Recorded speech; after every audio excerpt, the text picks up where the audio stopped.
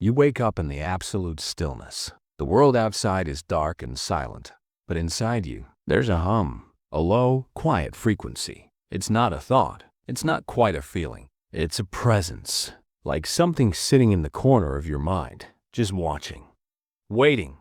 You check your phone for no reason. The blue light harsh in the darkness. You scroll, but you don't see. You're looking for something, but you don't know what. And you lie there in that familiar, thick quiet, and you think, this must be sadness. It has to be. Why else would you feel this heavy, this still? But then you say the word to yourself, sadness, and it doesn't land. It doesn't stick. It feels like the wrong name for a stranger you've known your whole life. So if it isn't sadness, what is it that visits you at midnight? It's the quiet exhaustion that follows you, even after rest. It's wanting to be alone, and then feeling the depth of that aloneness pressed down on your chest. It's looking at your life, a good life, a life with things to be grateful for, and feeling a strange, hollow disconnect, as if you're watching it through a thick pane of glass. You can see the colors, the movement, but you can't feel the warmth.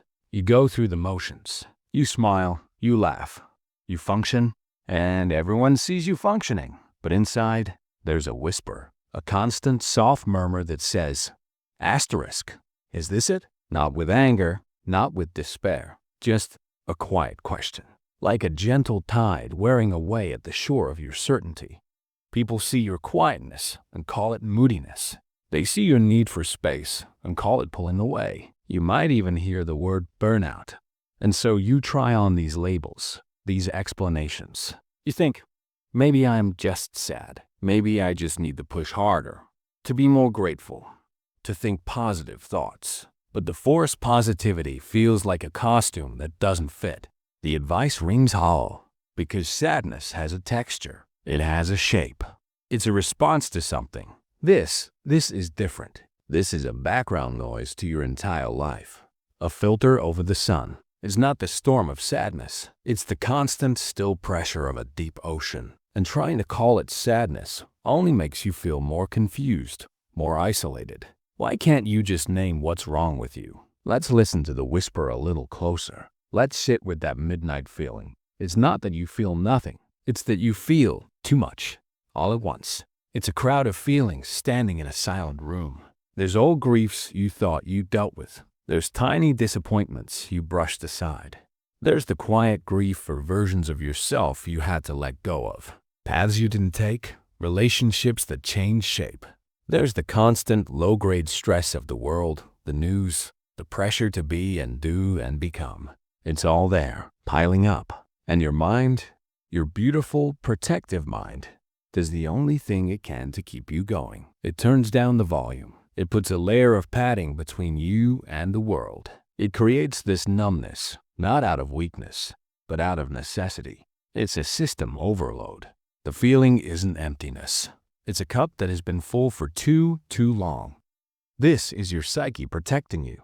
This distance, this quiet, this heaviness.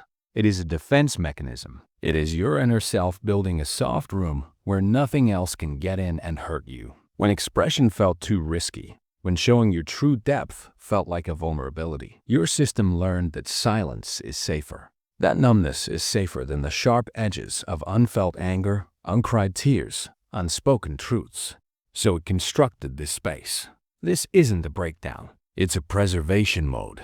You are not broken. You are protected. You're being guarded, fiercely and silently, by a part of you that decided long ago that this was the only way to survive. You recognize it in the small things, in the way you can be in a room full of people and feel completely untouchable, floating just above the conversation. You recognize it when someone asks, "What's wrong?" And your genuine, honest answer is, "I don't know." And you see, they don't believe you. You recognize it in the craving for solitude that feels less like a desire and more like a biological need. In the way a beautiful scene of sunset, a piece of music touches you, but from a great distance, like hearing a song played in another room. You feel a pang of something, and then it's muffled, softened, put away. It's in the exhaustion that has nothing to do with sleep. The tiredness that is in your bones, in your spirit, The tiredness of carrying a self that is constantly processing, constantly feeling, constantly trying to make sense of it all. It's there when you make a mistake, and instead of frustration, you feel a wave of that familiar, heavy quiet. It's there in the moments of success, when you achieve something you wanted, and the celebration feels like a performance you're watching yourself give. It's in the strange comfort of melancholy movies, of rainy days, because they match your internal weather. They make sense. They don't ask you to be bright and sunny. They give you permission, for a little while, to just be in the quiet. You look at your reflection and you see yourself, but there's a faint question in your own eyes, a gentle wondering. Asterisk, where did I go? Not all of you, just the most vibrant, the most effortless part. The part that didn't have to try so hard to just be. So no, this is not something to fix. It is not a problem to solve with a 5-step plan or a new morning routine. This is a season, an internal weather. It is the mind and heart asking for space, for integration. It is the signal that you have been through things big and small, dramatic and quiet, and you have not had the time, the safety, or the quiet to truly process them. They have accumulated, and now they are asking to be seen, not with drama, not with a big cathartic breakdown, but with acknowledgement, with a gentle inward nod. Asterisk. Oh, you're here, all of you. The old hurts, the quiet losses, the changes. You're all here. Asterisk. Healing here doesn't look like fighting the feeling. It doesn't look like slapping a positive label on it and forcing yourself to be okay. Healing looks like making room. It looks like sitting in the midnight quiet, and instead of reaching for your phone to escape it, you just listen to the hum, to the whisper. You don't have to decipher it. You just have to acknowledge its presence. It's like sitting with a quiet child who doesn't have the words yet. You don't need the words. Your presence is enough. Your own, non-judgmental presence with yourself. This feeling isn't your enemy. It's a messenger. And its message is simple. Asterisk. Slow down. I need to show you something, but we have to go very, very quietly. Asterisk. The next time you find yourself awake in the deep night, with that familiar unease wrapping around you, try something different. Don't call it sadness. Don't call it anything. Just feel its weight. Feel its texture. Is it cool? Is it still? Is it heavy like velvet?